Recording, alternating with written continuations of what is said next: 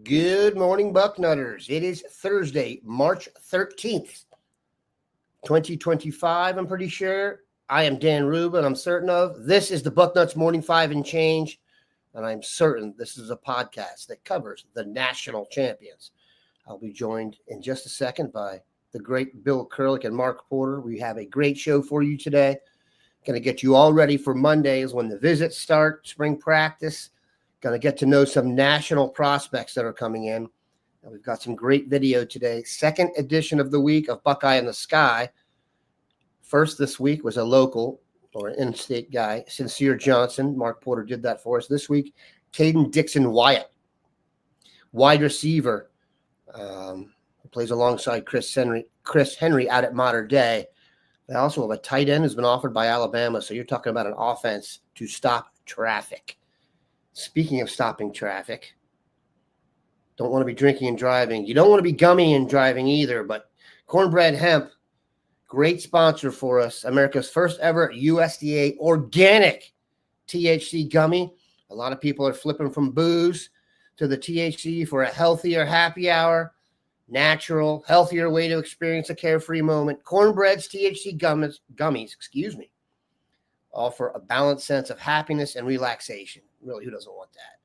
No harsh solvents like petrochemicals or industrial acids, unlike most hemp THC products. No synthetic ingredients, Farm Bill compliant, and legal for adults over 21. If you're looking for a healthier way to enjoy a carefree moment, it is time for you to give Cornbread Hemp a try. I don't think they should have called it the other one. They've created the first ever USDA organic THC gummy, like I said, 100% legal. And because you're special and because you're here for the Bucknuts Morning 5, our listeners get 30% off their first order. Just visit cornbreadhemp.com/Bucknuts. Promo code Bucknuts at checkout. You get 30% off your first order. Cheers to a happier, healthy hour. Cheers to these guys for joining us. Big day is coming up here, Bill. They are going to really get rolling when it comes to recruiting for the upcoming class. Monday is when the visits start again. Spring practice kicked in. It's been a while for Ohio State to get going here, given the championship hangover schedule-wise, but they are ready to rock. We've talked a lot about the local guys who were in focus, but I always think it's interesting to drill down on the first national visitors they have coming in. And, of course, a national guy we will discuss later in the show, Kaden Dixon-Wyatt. But first, Bill, let's talk about the guys coming early in the week. Dwayne Long would tell you this is a group to know. First means important. Who were some national guys coming in that we really should pay attention to as the red carpet is rolled out for spring practice? Well, it does kind of seem like it's been forever, doesn't it? It sure does. Used to Ohio State fans and myself, for that matter, covering recruiting guys, are used to Ohio State starting spring practice the first part of March, taking a week off for spring break, and then getting back to spring practices. Didn't happen that way this year, as you alluded to with the national championship season. Season was long, and rightly so. Ryan Day made the decision to delay spring practices till after spring break. Ohio State's on spring break right now. And Monday, practices start March 17th. So we'll be doing that, welcoming in an outstanding group of recruits. I'll just briefly, really quick mention that Sam Greer and Maxwell Riley will be at that practice. That's important in that it will be Maxwell Riley's first visit to Ohio State as a Buckeye commitment. And Sam Greer is going to be there, who Maxwell Riley is already recruiting for Ohio State. In fact, he let him know right before he was going to announce that he was committing to Ohio State. So he's already recruiting Sam Greer, but they'll be there Monday. Now moving to the national guys that you alluded to. And staying on the offensive lineman theme, a big one, Micah Smith from Vero Beach, Florida, who is the teammate of Tarvos Alford, who is at Ohio State right now as an early graduate, a 2025 signee. Micah Smith is scheduled to be at Ohio State's first practice. And, I hate to always people want to know who's on commitment watch. And I hate to kind of assume anybody might commit because Micah Smith has said he's going to take official visits, but you never know. Micah Smith is a guy that absolutely likes Ohio State a lot. And the transition going from Justin Fry, who he had a very good relationship with, to Tyler Bowen, who he has quickly developed a good relationship with. That's been a quick transition. So Micah Smith, again, I'm not predicting a commitment by any stretch, but you just never know. I hate to say, I basically never say never in recruiting, especially in this day and age. Jordan Thomas is a very good defensive back out of New Jersey that Ohio State has offered a scholarship to. He's a corner/safety. He really could play either one that Ohio State offered. Jake Kruel, a great defensive end out of Florida. He's a guy that I believe in the composite is rated the number 3 defensive end in the country. So he certainly is someone to keep in mind. And then Donovan Webb, another defensive back that Ohio State has offered. Donovan Webb has an official visit scheduled to Ohio State for June. He is scheduled to be at Ohio State on March 17th. So there's some of the big-time national guys that are going to be, or at least scheduled. When they're unofficial visits, you never know, but those guys are scheduled to be at Ohio State on Monday. Bill, it strikes me as you talk about Micah Smith and possible early commitment. I wonder if we are already not in the time of the silent commitment, because given the fact that visits now can be lucrative to the visitor, I could see people silent committing and then being like, you know what, I'm just going to take my last 3 visits, work in a USC visit, get to the beach for $5,000. If I've already thought of it, that means it's already being done. So that is very, very possible. Mark, of that list, who jumps out to you? You haven't seen a lot of the national guys, but of that list, who jumps out to you? You've seen Micah Smith. Yeah, the offensive linemen are the guys I've been following closely. I'm hoping we do some breakdowns on those guys. And I think even Sam Greer, there's been some chatter on the boards. People want to see him broken down. We'll do that. The receiver we have today will be an interesting one to break down. It just blows my mind that him and Chris Henry are on the same field together at the same time. That modern day is just special, especially when you talk about the tight end. Yeah, modern day is, and we're going to go in depth here briefly in a brief moment here on modern day.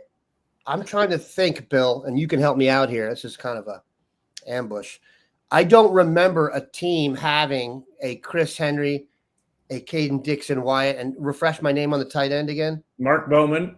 On the same team. Can you remember 2 receivers and a tight end? I think all 3 are top 5 at their spot, if not higher. Can you remember 3 being on the same team like that? Boy, that'd be a stretch. The first thing I would think of, well, maybe IMG had something like that, maybe, but I can't say that I could pinpoint down 3 guys on the same team like that. Yeah. You look at those 3 guys on the same high school team, it kind of reminds me of what the Pittsburgh Steelers are doing now with their wide receivers since they made their latest acquisition of a wide receiver to go with their tight end and their other wide. I don't know exactly who's going to be Pittsburgh quarterback, but he's going to have some targets there for sure. Yeah, there's no question. Modern day, yeah, I can't remember 2 elite receivers and a tight end who's considered. First of all, they have to be good. If all 3 kids agreed to go there when there's only 1 football, I can't imagine trying to convince all 3 of those dads to get enough receptions. That's a tough one. Or Adam Jones in the case of Henry. And Dan, while you're talking, we might as well throw in what we talked about a little before the show about what a game. I think it's going to be August 24th. Mater Dei goes to Fort Lauderdale St. Thomas Aquinas. Oh, my goodness, what a game. Yeah, you're talking about a battle for coastal supremacies there, bragging rights, and I'll tell you what, there will be NFL personnel at that game. That's how good it is. Those people will need to get ahead so they can kill 8 birds with 1 stone and get there and see guys for the draft coming up. All right, we are now going to check out our video of the day, and then what we'll do is come back and answer all the questions you have. So if you have any recruiting questions for these guys, get them in now. And we will do this video here and then come read an ad and come back. All right, Mark.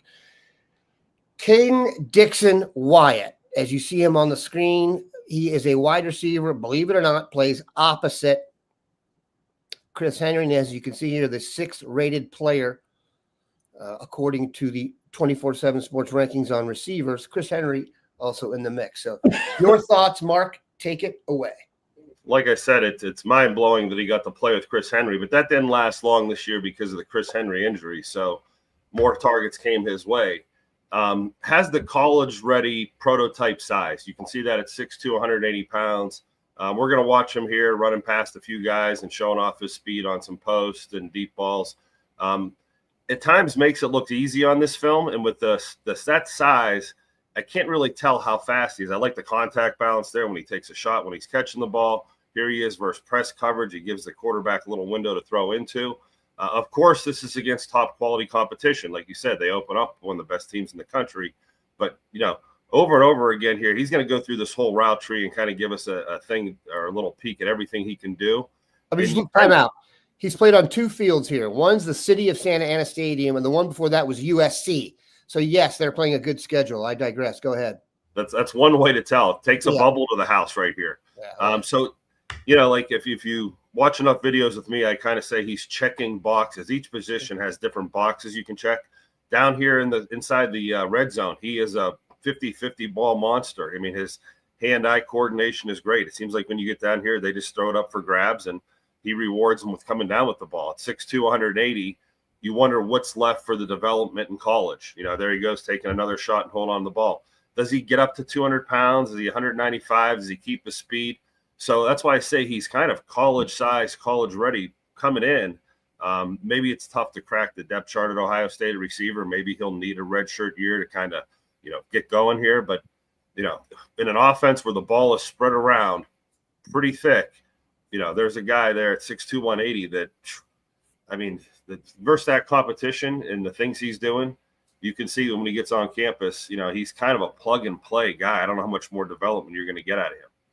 Here's a question for you guys. You talk about checking boxes. I'd like you both to answer this. When it comes to wide receivers now, is Hartline offering them just the box check you need? Have we gotten to that point that we are on the extreme benefit of the doubt, or are we nitpicking? Bill, you can go first. Well, I think that's important, checking all the boxes and all that. But also, we talked about this a lot before the 2025 class signed. They're also looking for guys they can develop. The idea, and they did it well when they stacked the 5 stars and the high 4 stars every year, and then guys don't play right away, and they decide, well, I thought I was good enough to play right away, and they transfer out. You need some developmental guys, and they did that this year. So I think that's that's now a factor too. Who do we see, checks the boxes and that, they have the potential, but they're going to need developed. And the first guy I come to mind is BP Miller. My goodness. Mark and I saw him and were blown away. His size, speed, and everything. And by the way, I had an item in a What I Am Hearing column this week that BP Miller has already gained 20 pounds at Ohio State. What do you see now? Program. Yeah, he's and I'm sure he hasn't lost one bit of that explosion in speed. So I think checking the boxes also now includes for Ohio State, who can we develop? And by the way, I mentioned that big game, I said August 24th, Mater Dei at St. Thomas Aquinas in Fort Lauderdale, Florida. That game is actually, I missed it by a day. It's August 23rd that game will be. Yeah, get your flights ready. That's going to be a good one. There's some interesting chatter on here on Chris Henry. Let's just nip this in the bud before we get into the Jeremiah Smith thing again, where people will start cutting things up. I said and sending it to him in an attempt to get him to flip. By the way, I asked him to his face at the foundation thing, did that affect you at all? And he's like, what are you talking about? So the idea that we're having a direct effect, people need to dial that back slightly. Secondly, let's just address this now. You can both comment on this. And Mark, you can comment on the Hartline thing if you want. we are going to go through is Chris Henry flipping chatter every single day, every moment of every day.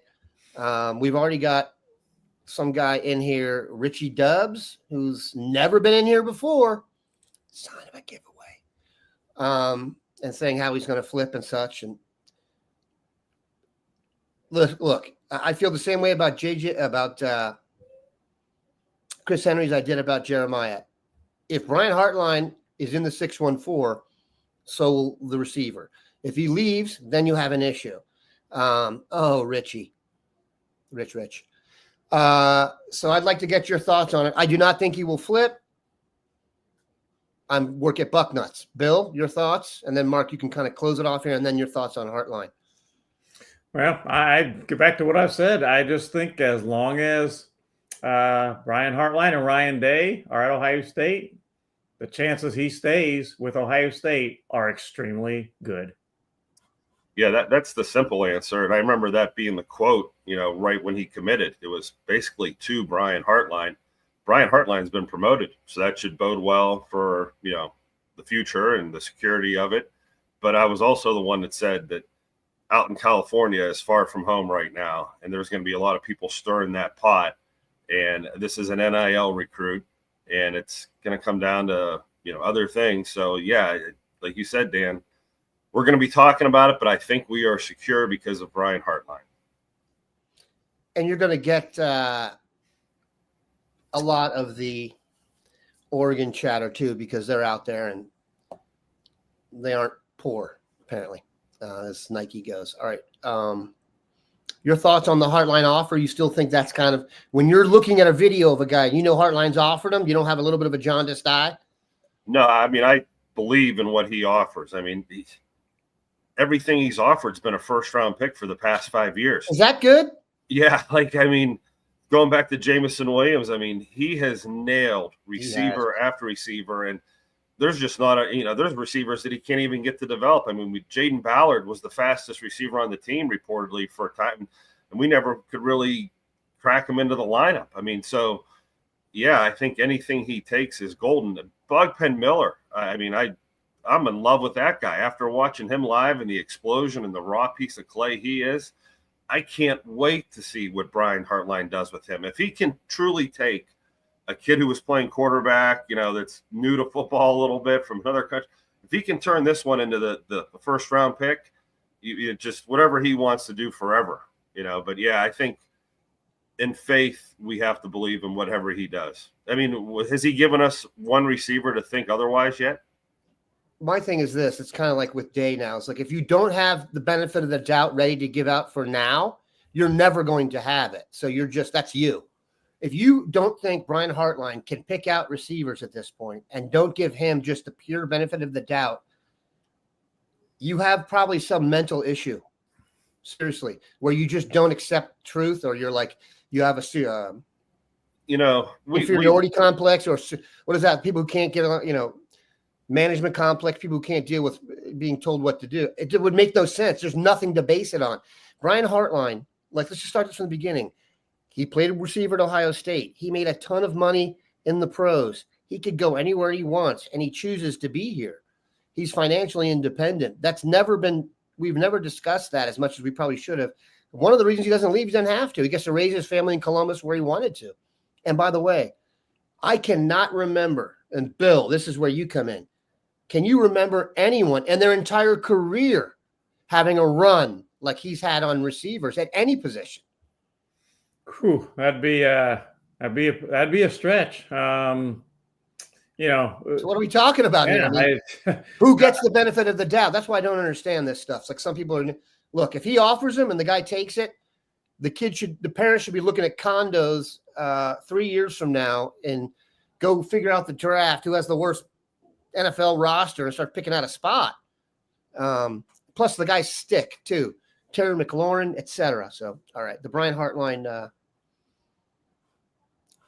tour of love is going to go on forever.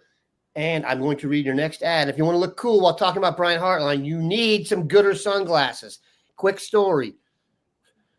Gooder has been sponsoring the show here for a little over a year, which means spring break last year. I gave my son one of the 3 pairs I had. He took them to spring break. They came back and they were gone. He lost them as I was just about to go get another one. Guess who came down in his Gooder sunglasses this morning? My son. So he found them. So I'm safe for break. He is good too. These are stylish sunnies, but here's the key: $25 a pair. I've talked about this ad nauseum. How many Buckeye games have you gone to with a 12 o'clock kickoff? Woke up the next morning, no sunglasses. I would say I'm over under for me is 2.5. They're lightweight and comfortable, 100% polarized. And of course, we have a deal for you. Bucknuts Morning 5 listeners, free shipping. Go to gooder.com/Bucknuts. Use code Bucknuts for free shipping. Gooder offers a 30-day money-back guarantee and 100% satisfaction. Kind of like Ryan Hartline. Again, that's gooder.com/Bucknuts and use code Bucknuts for free shipping. All right, let's try and get into some of your questions again. Oh, that's an interesting. Buck Rational. Curtis Samuel vibes all over Pagan Miller or BP Miller. What do you think of that comparison, Bill? Well, maybe talent-wise, potential-wise, and that type of thing, but they're 2 different guys. Samuel was a slot guy. You know, a guy that when you recruited him, thought, well, maybe you can put it in the backfield, something about that. BP Miller is a 6'4" and now about 200-pound guy. He came into Ohio State about 180. He is a long strider that is definitely a wide receiver, not a slot guy or not a guy that they're going to put in the backfield. He is a wide receiver. I do get the sense there's a little bit.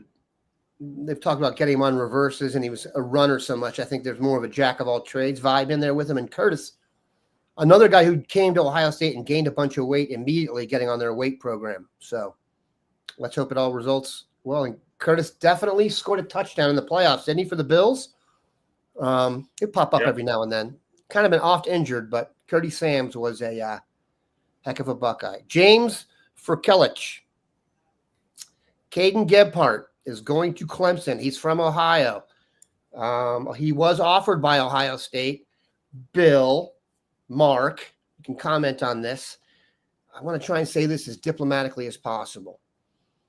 I think the class of dudes that comes to Ohio State that's maybe just on the edge of them getting the offer, those are the guys that in 2 years I see transferring out now.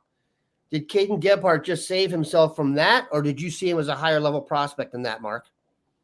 He is a high-level run stopper, like maybe one of the highest-level run-stopping safeties there is. You know, like when we were playing the Jim Knowles 3 safety look, he fit one of those, or he checked one of those boxes as the guy you'd be rolling down. You know, not to be critical because he's going somewhere else, but there's not a lot of coverage on his highlight tape. It's a lot of thumping and body rocking, and it's a great tape to watch. There's also vibes that he's kind of a linebacker back there the way he plays. So, you know, was he the most perfect safety or another Caleb Downs? No, but he definitely had a skill set that's unique. I definitely like those safeties that can get up in the box and help you in the run game. You know, when these guys go other places now, it's hard to say you're going to come out of Clemson and come back to Ohio State in a couple of years. It's more like if you end up at Indiana or Purdue or something and, you know, you blossom there, that's where you kind of come over in a couple of years and you get developed there, just like the kid from Minnesota, the offensive lineman. But Gebhardt, you know, like because he might not be a perfect prospect, like you're saying, he's not the 5-star that we need to put NIL money on.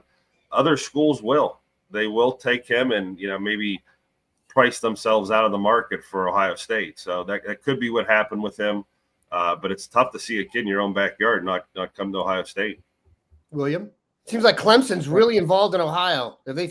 It's more than normal, and it leads me to believe they think they can. That class of dudes I'm talking about, that maybe I don't want to say anything.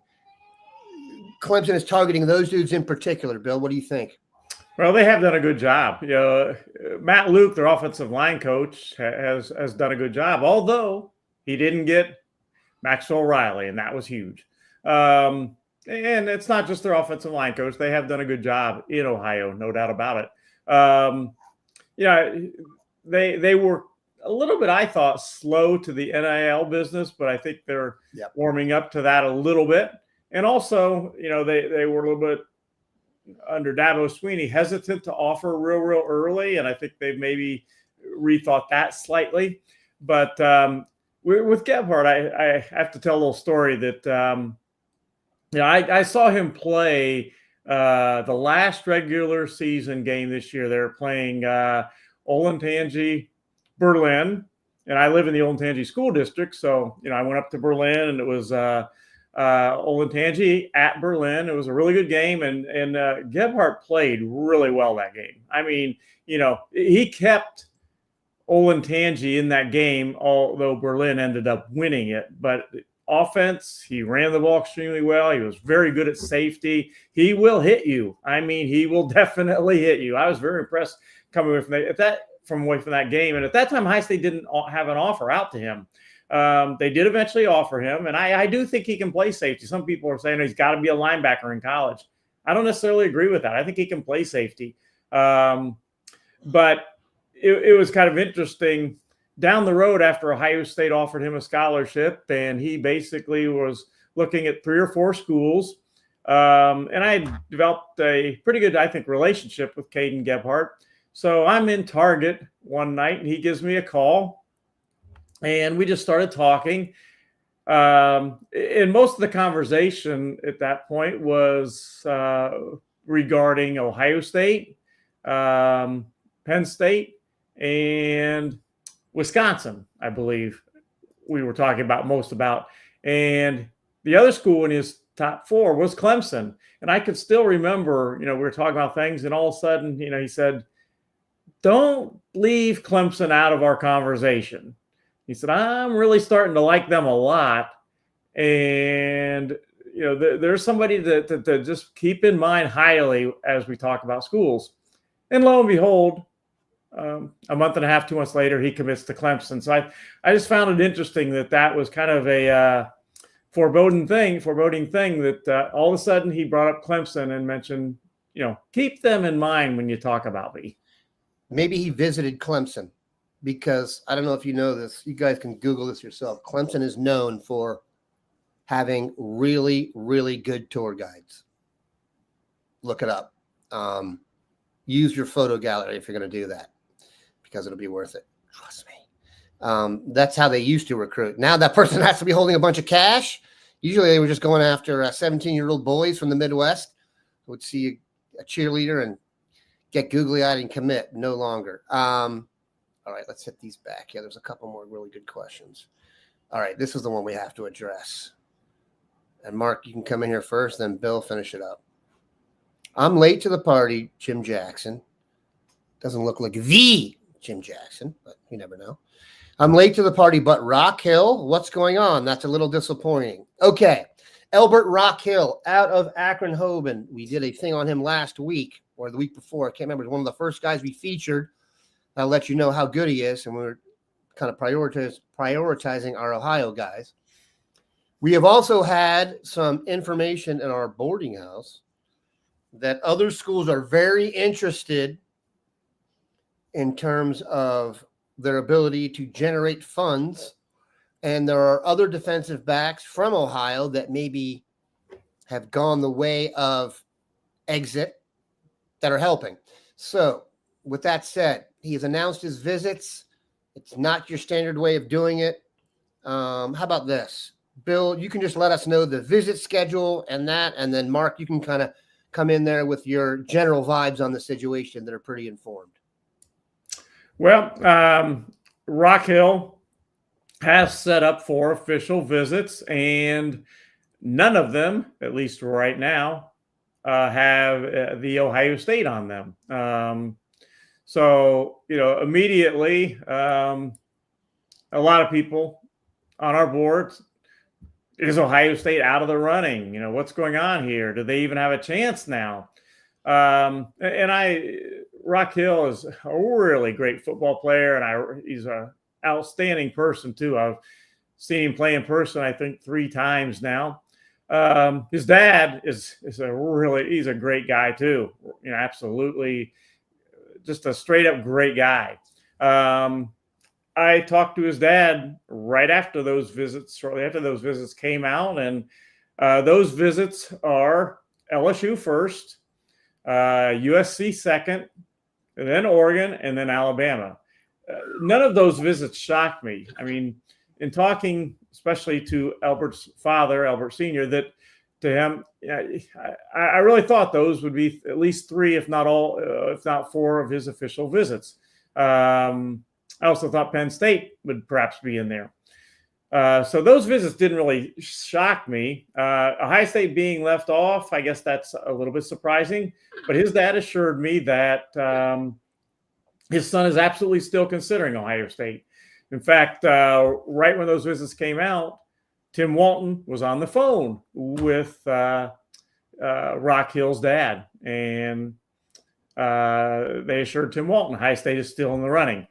They will likely get back down to Ohio State sometime this spring. They haven't set up a date yet, but they will likely get down to Ohio State this spring, and an official visit is still possible. Now, would you like Ohio State to be in that original quick group of schools that he named for official visits? Sure, that would be a good thing. It's not right now. They're not in there right now, but we'll see. As far as the NIL situation, as I've said many times, if you're a great recruit, NIL is going to be part of the equation, because great recruits attract good NIL offers. That's going to be part of the equation. But I can tell you for a fact that also relationships are very, very important to Rock Hill and his dad. And it's been brought up to me more than once that Rock Hill has very good relationships with the coaches at those 4 schools he set for official visits. And that is not to say that he doesn't have a good relationship with Tim Walton, because he really does have a good relationship with Tim Walton. But he can get to Ohio State at any point. He's been to Ohio State a number of times. So, again, you would like Ohio State to be in that official visit schedule right now. They are not, but they are still in the running for Rock Hill. Marcus? Yeah, the Rock Hill stuff scares me, but I think when you're an Ohio kid, you've been to Ohio State so many times that you don't necessarily need to go down there on another visit. You know, you've done that. You've been there. You've been wined and dined. I know these kids are trying to get out and see everything, and that scares me. Like Bill, I told someone the other day, I go, when Bill says whoever has the last visit or the last word usually has the advantage, that always scares me. This age of NIL is certainly frustrating, and we should be doing this podcast almost every day to keep up with some of these ups and downs out of these players. Easy killer. Yeah, you know, that wish may come true. I may have just spoke something into existence, but it seems like, you know, even when I'm up at the training facilities and people are talking about Rock Hill and where he's going, these kids are having a blast. They're having the time of their life with this new NIL stuff. I mean, it used to be fun to go on these visits before. Now, when you go there and they're presenting you your financial future and financial freedom and the cars you're going to drive, you know, the stuff like that, it just, how do these kids intoxicating, man? Yeah, I mean, it really is. I mean, it's always been an intoxicating process, but now it just seems like these kids can be wooed easier than ever, you know, and the esteem of I said it before, the esteem of the university and the great things at Ohio State are trumped sometimes by NIL money. People will leave you and you're like, Clemson hasn't been a player in Ohio for a while. All of a sudden now they're grabbing guys. Oregon hasn't been a player in Ohio consistently, but with this NIL package and the things they can do to fly your family out there, I'm might be pessimistic, but it's scary. But again, with an Ohio kid who's been to Ohio State a bunch of times, I wasn't that blown away when he said, I'm going to take 4 other visits. I mean, he knows what's going on down in Columbus. I would also encourage you guys to do this. Go to a site, because you have that access to 24/7 Sports, where Ohio State's recruiting one of their players from their state intently. They don't talk about Ohio State in glowing terms. They're fearful. So, yes, in our vacuum here where we look at our guys and want them so badly, keep in mind, outside here, your Georgias, your Texases, your USCs and Oregons of the world, they see Ohio State as a bully as well. By the way, we also won the national championship, and the draft is coming up, which is going to be like a tribute to the national championship. Trust me on this. Media people in the national sense like low-hanging fruit. They like names you know. You are going to see more draft coverage of the Buckeyes during the draft than you have ever seen of another team because they want ratings and they have the guys for them. So every single, and we say this every time, and this is probably true for the other schools they're recruiting against, but it's important to mention. Every single kid we've talked about on this show thinks they're going to the NFL in 3 years. Would you agree with that? That's the way it should be. Yeah. So there you have it. So getting to the NFL is the third domino to me. You got the relationships, and then the money, but the idea that you can be consistently placed in the NFL over when we look back at the 15-year arc of the NIL, I'm telling you, I promise you, the ability to get your team, your players consistently to develop and get higher in the draft is going to end up running on the, how they do the overlays of the trends. That's going to be on there. That's never going away. That's the consistent part you need to have down. The money's not going anywhere. Everyone has money. There's donors. Look, you guys know this. Anyone who's dealt with a college. There's a goofy guy who went to your college who made $1 billion who will give money. Do you know who's supporting the Arizona State basketball team right now? James Harden. You think he has any disposable income? So the money thing is a constant. You've got to get guys to the NFL, and they've got to thrive. Okay, when you watch you just got to watch free agency, that crazy run of free agency right now. How many Buckeyes cashed back in? You don't think people look at that? I think that's still going to end up being the number one because everybody has money. Everybody can do that. Can everybody get you to the league? You know what I'm saying? Of the guys we're talking about, and we'll just use Devin Sanchez as the example. The guys that end up winning the championship for you, the guys who push you over the top, the Devin Sanchez's of the world, they want to go to the NFL. I mean, that's their goal. So I think we're in great shape. I know we talk about like Chris Henry possibly flipping out. If Chris Henry flipped out, I would be worried about Chris Henry.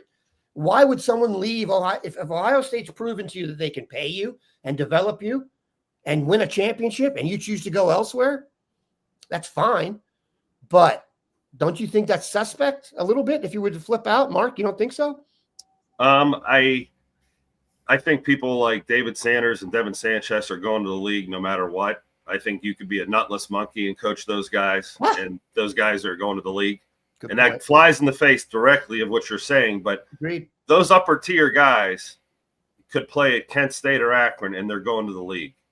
I think the next tier is more what you're talking about. The kids that have development left, the kids that need a coach that's placed guys in the league, a guy that knows how to get you in the weight room.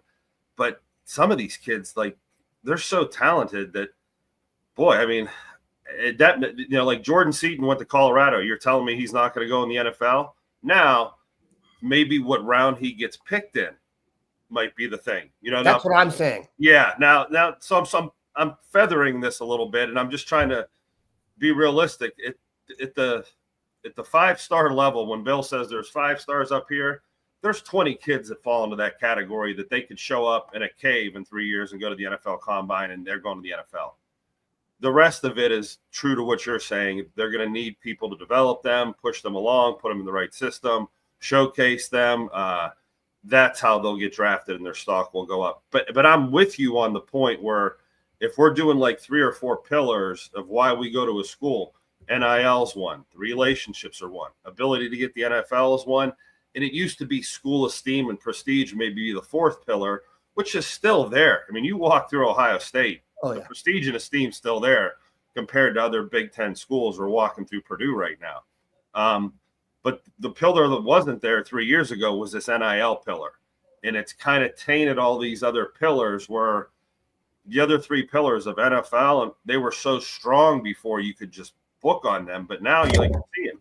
We're seeing curveballs to Miami. We're seeing curveballs to Tennessee. We're seeing curveballs to Colorado of players that would have never traditionally taken those tracks, I guess. Let's see if David Sanders and Jordan Seaton and some of these other offensive linemen that we thought were no-brainers end up as first-round picks. Let's do the bell curve going out 10 years and see how it goes before we jump on this and make our decisions. But I'm with your point, but I'm also as a scout, I'm like, a couple of these dudes are just off the charts no matter where they go. There are definitely those dudes, but if you look, those dudes also tend to be more complete packages from a psychological standpoint. Yeah. So those are the guys that tend to choose Ohio State anyway. It's kind of like Duke basketball. How many guys, I mean, you know how hard it is to get into Duke academically? It's ridiculous. And they've had trouble, but they are now, I'm not saying they can't get guys into Duke who weren't academically suitable. What I'm saying is this. The country is big enough that there are 10 to 15 guys who can play at Duke that can do the work, okay? And Ohio State, what I'm saying is, can focus on Devin Sanchez. Like you said, it's going to be a pro anywhere and great anywhere. But he could choose like the best defensive back professor, as it were. If he's going to Harvard for business, he can choose that. Those are the guys that need to be identified to me. And that's what I'm saying. Those guys are the ones we're going after. Now, there's a difference between Devin Sanchez and Bogpen Miller. Sure. BP Miller. The wrong way. It's Devin Sanchez, then Bogpen Miller. But he was saying but Miller's going to need to be developed. Correct. He's going to need to be, when he goes to wherever he goes in the draft, that's going to be a true blue. Look what we developed. Now, correct. The Sanchez's, have been developing their son. He's been with trainers, and he's already messing with, I think, Jeff Okuda and some of these specialized things. Like, he's in it to win it, and he's been in it to win it since very early on. Self-starter, shows up for every workout, does the diet plan. It's just going to be a continuation of his lifestyle when he gets to Ohio State. How many of those are there in the country with his talent? Not many. We need them. Yeah, like you're saying, they try to do the 5 stars, so there's 32 5 stars. And not all of those guys are self-starters that, have that type of, upbringing and, full package mentality where, grades, everything's there. You're not going to worry about them. So this is going to be a debatable thing. But, yeah, the 4 pillars are definitely a little different now than they were 12 months ago. I'm going to finish with 2 things. One is a quote, as Bill's already working for the rest of the day. I'm not going to ask him to comment here. I can see him. One is a quote from Bill Kurelic. There are 5 stars and there are 5 stars. Devin Sanchez is a 5-star. Secondly, let's go back to the Jordan Seaton comparison. What I would do if I was recruiting Jordan Seaton is I would say, fine, can you be Paris Johnson? We've taken the number 1 guy. Yep. And now look at him. The other schools you're considering, can they do that for you? And so as more guys we have like that, I mean, you're talking about Ohio State now, receiver, defensive end, defensive back, some linemen are making more money than anyone on the earth that does that job, and that does not hurt. We went off on a little bit of a tangent there, but I think it was a positive one for Ohio State. So we are not going to charge you for the 2 minutes and 45 seconds we went over. I appreciate these guys stopping by. Do not forget, some of Mark's great work will be up today. You can even look for a Max Riley commitment evaluation coming later this week. Have a good one. Nutters of